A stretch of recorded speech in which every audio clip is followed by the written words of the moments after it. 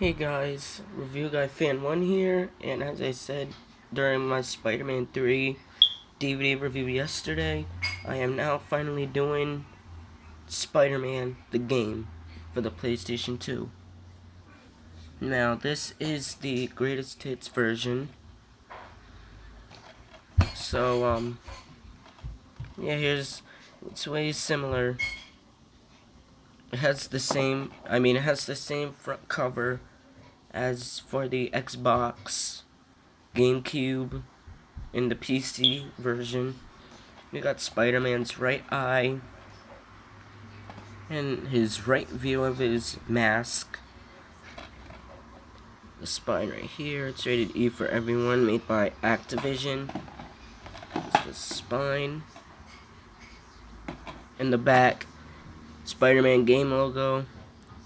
Bitten by a genetically engineered spider, high school student Peter Parker is suddenly empowered with supernatural abilities including spider sense, web slinging, and wall crawling.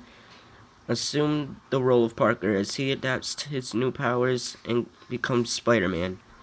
But beware, the city's villains won't be pleased to see a new hero on the scene. And here you got a nice shot of Spider-Man and Green Goblin. I'm guessing from the first cutscene when you first start the game. I mean, not like when you first start the first level, like when the game comes on. It has this huge cutscene of Spider-Man and Green Goblin face off. Defend the city from the clutches of evil with all new combat moves and dizzying airborne acrobatics. And there you see a picture of Spider-Man swinging from, I'm guessing from the first fight. Not like a fight, but like following him to like bridges to make them stop falling from Green Goblin. The second one says, move through stunning scenes from the movie as you explore enormous city and environments with new fun and maneuverability. And there you see the cutscene Spider-Man swinging when he goes to the bank. The last one says, battle the world's toughest villains, including Shocker, Vulture, and the Green Goblin. And there you see Green Goblin dropping pumpkin bombs in the bottom of his glider. What really sucks about this version, though, is that, before I show you the disc, the one thing that does suck about this version, only this version, the PS2, it does not have Kraven the Hunter. He's one of my favorite villains in the Spider-Man comics. So, but it's okay. And it's also made by Treyarch. It's one player. And it contains the digital or analog control, the directional buttons for digital. And another thing that sucks about this is that when you land straight to the ground, you die. But everything else is way accurate to the movie, like the Green Goblin's glider. That's really cool. See right there. It looks, at first when I got this, I thought this part right here was purple and this one was, silver. Then I saw a line between them and I was like, oh, that's the dark view. This is the dark view, and this is the light view of the glider. And every villain in this game, believe it or not, when you're fighting them, they're smaller than Spider-Man. That's why Green Goblin is smaller than Spidey. And another thing that doesn't make sense is that in the movie, Spider-Man has like gray, dirty, Spider-Man boots at the bottom. But in the game, it's red.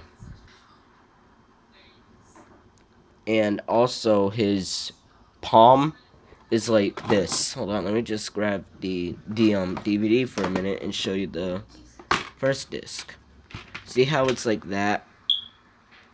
But in the game, it's like this. It has all straight lines. It's supposed to be like this. They got the spiders and everything correct, but of course, after the 2003 Spider-Man series was over, they decided to keep it simple. After the Spider-Man 2 movie came out, they used the same freaking costume from Spider-Man 2. And they changed the spider logos, the mask, and everything.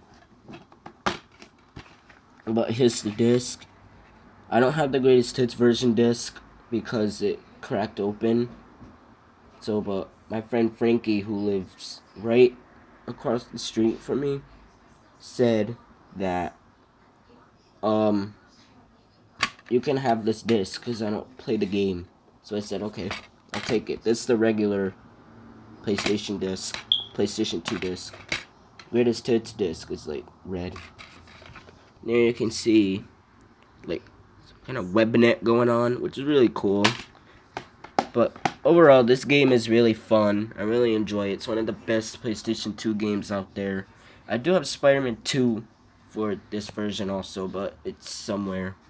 I'll have to find it. But I think it's in my basement. I'll have to dig through in my basement because like most of my Spider-Man stuff is down there. So oh yeah, what's really cool about this though is that you could play as like 4 characters. You could play as Peter Parker, comic book Spider-Man, you know, Spider-Man different costume from the comic book. What is it? What else? Wrestler Spider-Man and the Green Goblin, but not actually Norman Osborn.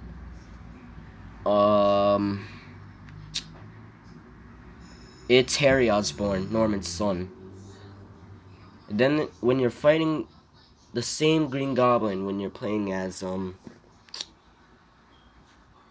Green Goblin himself, it's the same costume but with a different, deeper voice.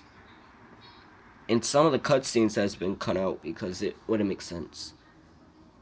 But when you play as the comic book Spider-Man, and you're fighting the Green Goblin, it's the comic book Green Goblin, which is actually cool. But when you play as Wrestler Spider-Man, the regular Spider-Man, but you won't play as the regular Spider-Man until you defeat the first 3 levels from Wrestler Spider-Man mode. And Peter Parker, you play as the normal Green Goblin, you know, Norman Osborn. So you get 2 different Green Goblins when you play as Green Goblin himself, which is Norman Osborn, and the comic book Green Goblin, which is pretty cool. Then there's one more thing I haven't unlocked yet. But, yeah. So, yeah, overall, the game is pretty fun. And, like I said, it's one of the best PS2 games out there. So, next, we will take a look at Spider-Man, the new animated series, Volume 1. Peace out, guys.